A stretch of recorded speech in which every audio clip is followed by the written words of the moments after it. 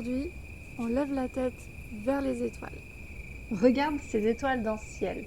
Eh bien, ce ne sont pas toutes des étoiles.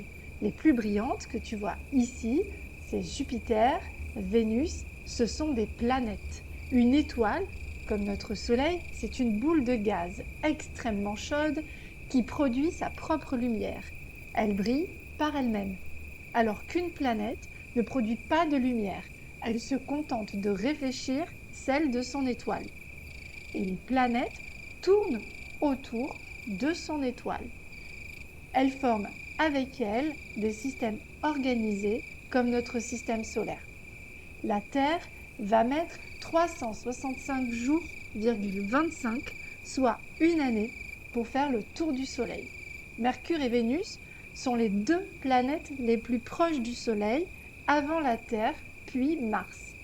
Mercure est à environ 155 millions de kilomètres de nous. Selon sa position, la lumière qu'elle nous renvoie met entre 4 à 8 minutes à nous parvenir. Ça veut dire que l'on voit Mercure telle qu'elle était il y a 4 à 8 minutes et non pas telle qu'elle est au moment où on l'observe. Vénus, ta lumière va mettre entre 2 et 15 minutes à nous atteindre. Quant à Jupiter, cette planète est beaucoup plus loin, à 780 millions de kilomètres, et sa lumière met 33 à 54 minutes à nous parvenir. Ça veut dire que quand je vois Jupiter, je la vois telle qu'elle était il y a 45 minutes. Dans notre système solaire, il n'y a qu'une seule étoile, le Soleil. Mais des étoiles, il y en a des centaines de milliards dans chaque galaxie. Notre galaxie à nous s'appelle la Voie lactée. Littéralement, ça veut dire le chemin de lait parce qu'elle fait une traînée lumineuse blanchâtre dans le ciel nocturne.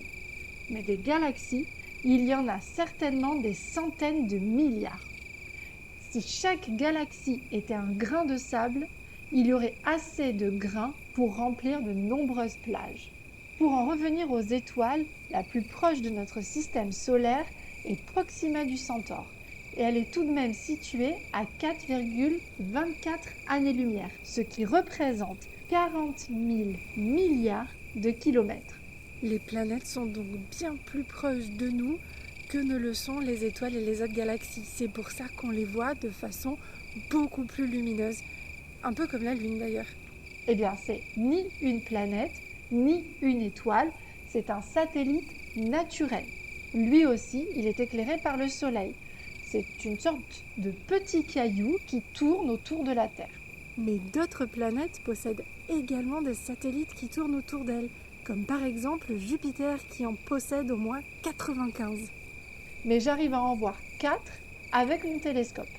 On les appelle les satellites galiléens car ils ont été découverts par Galileo Galilei qui le premier les a observés avec une lunette astronomique de sa fabrication. Et bientôt, un phénomène rare et exceptionnel va se produire, une éclipse solaire.